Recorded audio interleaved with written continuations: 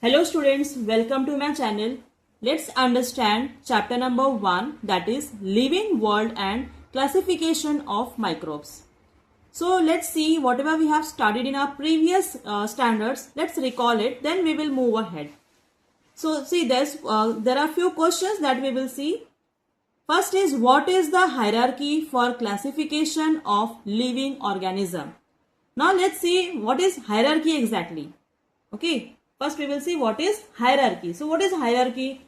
It is nothing but the systematic organization of living organisms. See, there are so many living organisms on our planet Earth. So we can't remember each and every living organism. So there should be some specific classification through which we can identify and we can remember each and every living organism.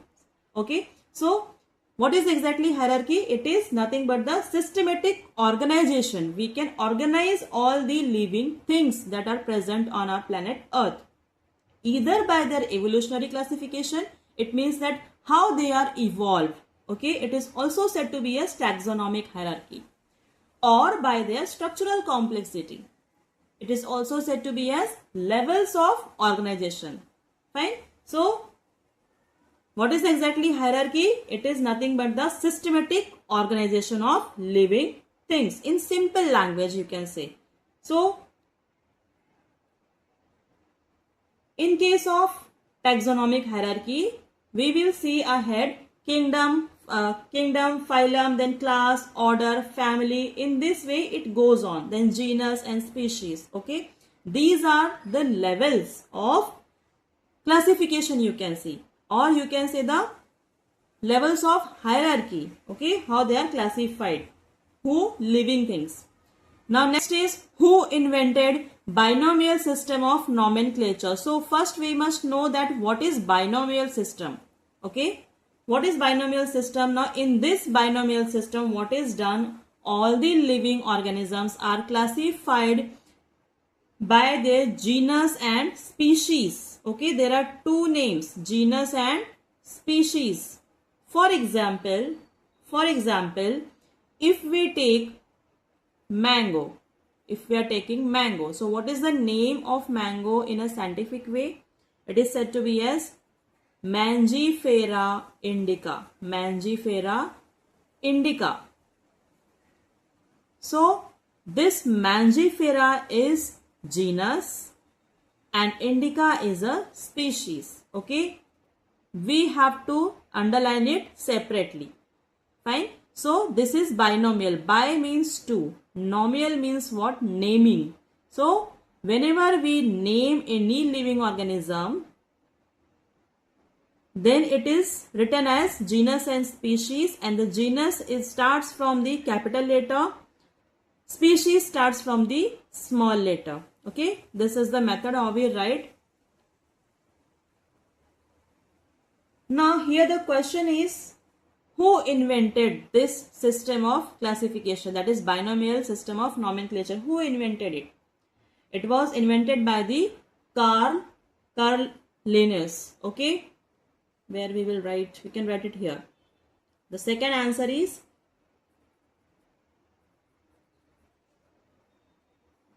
Linnaeus.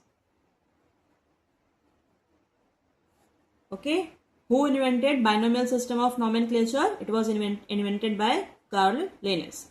Now third question is, which levels of hierarchy are considered while writing the name of binomial nomenclature? Already we have seen which levels? Genus and species. These are the two levels that we consider while writing the binomial nomenclature. Okay. See, bi means what? Two. Nomenclature, it simply means what? Naming. Nomenclature means what? Naming.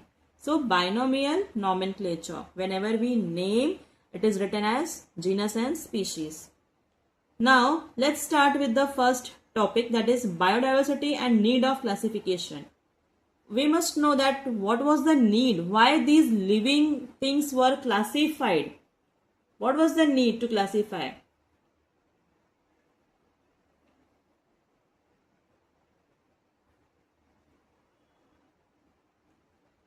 So last year we learned that all the living organisms on earth have adapted according to geographic regions, food ingestion, defense, etc.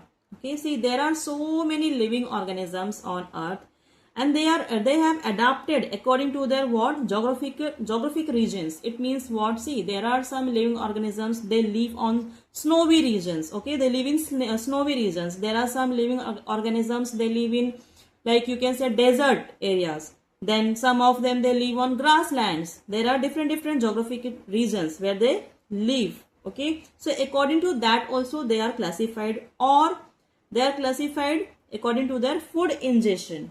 Now what is exactly food ingestion? It means that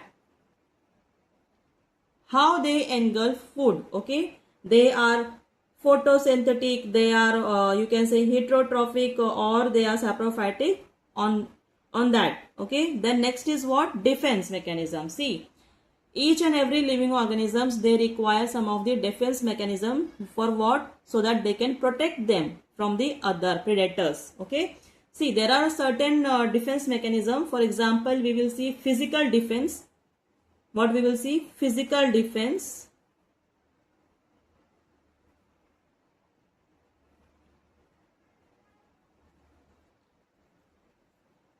Physical defense or chemical defense. Okay, physical, chemical, then you can see behavioral defense, then camouflage, or you can say mimicry. These are some of the defense mechanisms which these living organisms use to protect themselves from the other animals, or you can say from the predators. So while adapting, many differences are observed in the organisms of same species too.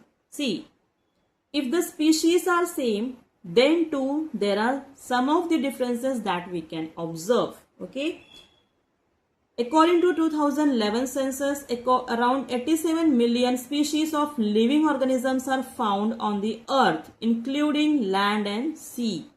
How many? 87 million. 87 million species of living organisms are found on the earth, including land and sea, both. Then to study such a vast number, see, 87 million is not a less number, it is a vast number. It was essential to divide them into groups.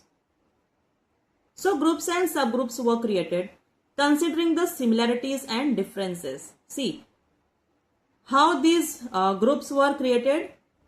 Groups and subgroups were created by considering their similarities. What are the similarities in them? Then what are the differences we can observe? On the basis of those things, all living organisms were differentiated. Okay. Then this process of dividing living organism into groups and subgroups is called biological classification. Now the process of dividing living organism into groups and subgroups, it is said to be as what? Biological classification. Why biological? Because here living organisms are classified. What are classified? Living organisms are classified. Now let's see, in history, Carl Linnaeus in 1735 divided living world in two kingdoms. In 1735, what he did? He divided simply living world into two kingdoms. What are those two? Vegetabilia and Animalia. In Vegetabilia, all the plants are included, and in Animalia, all the animals were included. Okay, but this was not enough. Then Haeckel in 1866 considered three kingdoms, that is Protista, plants and animal. Now what are these protists? What are these protists? These are unicellular organisms. It means that they are made up of single cell. They are made up of what? Single cell. Then plants and animals. So he differentiated living organisms into three. Then in 1925, you can observe that Chatton created two groups, that is prokaryotes and eukaryotes. Now he has done something different. Now what are these prokaryotes and eukaryotes? In simple language, we will see what are prokaryotes and eukaryotes.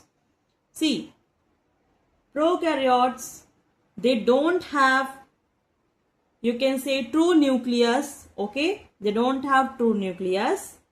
Membrane bound organelles. For example, you can say mitochondria and endoplasmic reticulum. These organelles they don't have. Whereas eukaryotes, they have true nucleus. Okay, then they have membrane bound organelles. It means what? They have mitochondria and endoplasmic reticulum. Fine. So these were some differences on which he classified prokaryotes and eukaryotes. Then last is what? In 1938, Copeland divided living organisms into 4 kingdoms. Now what are these 4 kingdoms? Monera, Protista, plants and animals. Now in case of Monera, these are unicellular organisms as well as these are prokaryotes. Okay, these are what? Prokaryotes and unicellular as well. It means these animals, these living organisms, they don't have what? True nucleus and membrane bound organelles. Now next is what? Protista, plants and animals. Now these comes under the eukaryotes. Okay, whereas Protista, this is what? Unicellular. It means it is made up of single cell. Plants and animals, they are what? They are multicellular. Fine. Let's move ahead.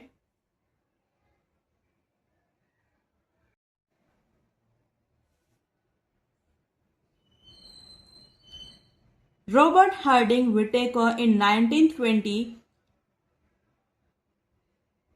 Robert Harding Whittaker in 1920 to 1980 was an American ecologist. Now what is ecologist? Who are the ecologists? What they do? An ecologist is a scientist who studies the relationships between living organism and their environment. Okay, ecologist, they study what? They study the relationship between the living organisms and their environment, that in which environment they live. Okay, you can say that they investigate plants, animals, fungi and microorganisms, their interaction, how they interact with each other. Then they also study about the interaction with air, water, soil and climate. Okay, how the organisms interact with the air, water, soil and climate. And then how human activities affect ecosystem and biodiversity. They also study these things. Then ways to conserve wildlife and protect the environment. What are the ways through which they can conserve wildlife? Okay, these things are studied by the ecologist. So in 1969, he divided living organisms into 5 groups. Now which are those 5 groups? We will see it one by one. For this classification, Whittaker considered following criteria. Now which are those criteria? First is complexity of the cell. Complexity of cell structure. In simple language, we can divide it into 2, that is prokaryotic and eukaryotic. Prokaryotic cell and eukaryotic cell. So already we have seen that in case of eukaryotic cell, what they have? They have true nucleus. Okay. In case of eukaryotic cell, they have true nucleus and they have membrane bound organelles. Fine. In case of prokaryotic cell, they don't have these things. They don't have true nucleus. They don't have membrane bound organelles. For example, like mitochondria and endoplasmic reticulums. These are absent in prokaryotic cell. Next is what? Complexity of organisms. Now there are 2 types. It is unicellular and multicellular. How much complex a particular living organism is? They can be either unicellular. It means what? They are made up of single cell. They are made up of single cell. Multicellular means what? They are made up of many cell, or you can say they are made up of more than one cell. Okay. Mode of nutrition. Third is what? Mode of nutrition. What are their mode of nutrition? First is what? Plants. What are plants? They are autotrophic. What is meant by autotrophic? It simply means that they prepare their own food. They prepare their own food. Okay. So how they prepare their own food? By cooking in kitchen? No. With the help of photosynthesis. With the help of photosynthesis, they prepare their own food. See, produces these plants, they are also said to be as producers. We will see it ahead. Plants, they are autotrophic. It simply means that they are the foundational organisms in an ecosystem that create their own organic food. They create their own organic food with the help of what? Inorganic sources. Air, then water, okay, sunlight. With the help of these things, they do prepare their own food. Then fungi. Now, what are these fungi? They are the saprophytic organisms. Saprophytic means what? The one who absorbs their food from the dead and dead organisms. Okay, the one who absorbs their food from the dead organisms, dead or decaying organisms, we can say. So exactly, what are fungi? They depend on the dead organisms. See, where you see fungus, mainly the food which is already spoiled, then you can see it on the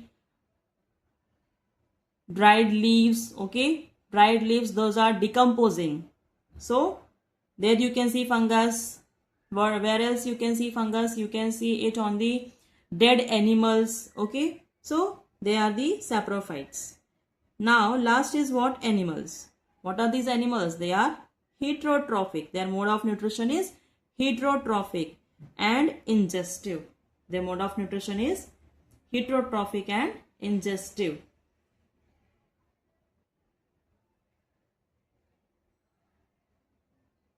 Now what are heterotrophs? Heterotrophs are nothing but they are dependent on the plants and other animals for their food. Okay. Fourth is what? Lifestyle. What are their lifestyle? Plants, they are what? Producers. They are what? Producers. Why they are said to be as producers? Because they prepare their own food with the help of inorganic substances present in the environment. That is, we can say air, water, sunlight. Okay, they uses these things and they produce their own food. So they are said to be as producers. Animals can't prepare their own food. They are dependent on these producers. They are dependent on these producers, or they are dependent on the other animals for their survival, for their food.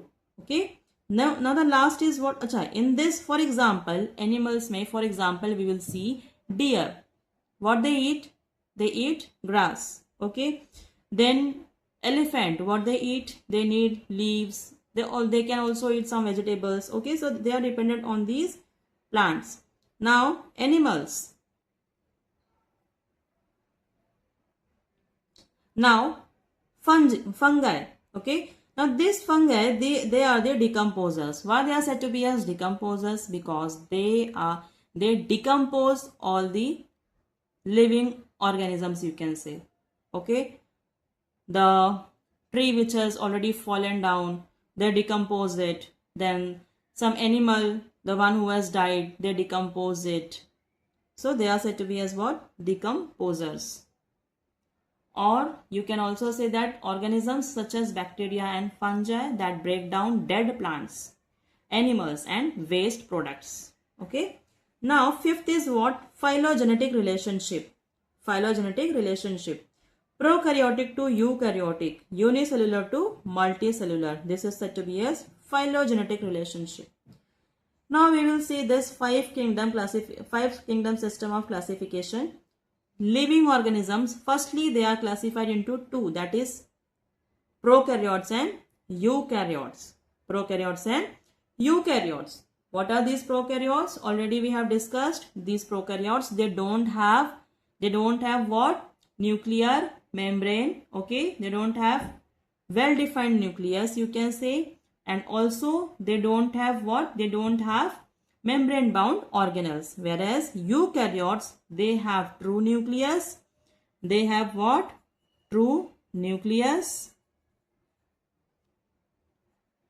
and membrane bound organelles and membrane bound organelles.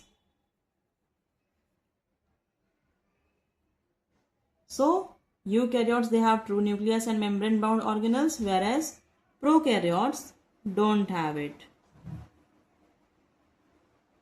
Don't have. Okay. Now under prokaryotes, you can see unicellular organisms are present. Under prokaryotes, you can see only unicellular organisms are present. There is only one kingdom, that is kingdom Monera. Kingdom Monera. Now this kingdom Monera, they consist of only and only unicellular organisms. It means that they are made up of single cell. Unicellular means what? They are made up of single cell. In case of eukaryotes, we can see there are two divisions. Okay, it is divided into two, that is unicellular and multicellular. It means that in case of eukaryotes, you can also see unicellular organisms as well as multicellular organisms. Now under unicellular, you can see only one kingdom is present, that is kingdom Protista. Kingdom Protista. It means that they are made up of single cell, but those single cell, they are the eukaryotic cells. It means that they have true nucleus as well as membrane bound organelles. Now under the multicellular, there are three kingdoms. There are three kingdoms. Which are those three kingdoms? The first is fungi. Okay. Second is plantae, kingdom plantae, and the last is kingdom animalia. Under kingdom fungi, what we can see, they have cell wall. Okay. But organisms can't perform photosynthesis. Now this fungus, they have cell wall. Okay. But they cannot perform photosynthesis. It means what? They are not the producers. They are not the producers. They are not autotrophic. Now in case of the kingdom plantae, you can see cell wall is present, but they are producers. It means they can perform photosynthesis and they can prepare their own food. Now the last is what? Kingdom animalia. In case of kingdom animalia, they don't have cell wall. Cell wall is completely absent and they do not perform the photosynthesis. So this was all about the 5 kingdom system of classification. One by one, all these 5 kingdoms we will see in detail. That is kingdom Monera, kingdom Protista, then kingdom fungi, kingdom plantae, and kingdom animalia. These all five kingdoms we are going to see one by one in detail.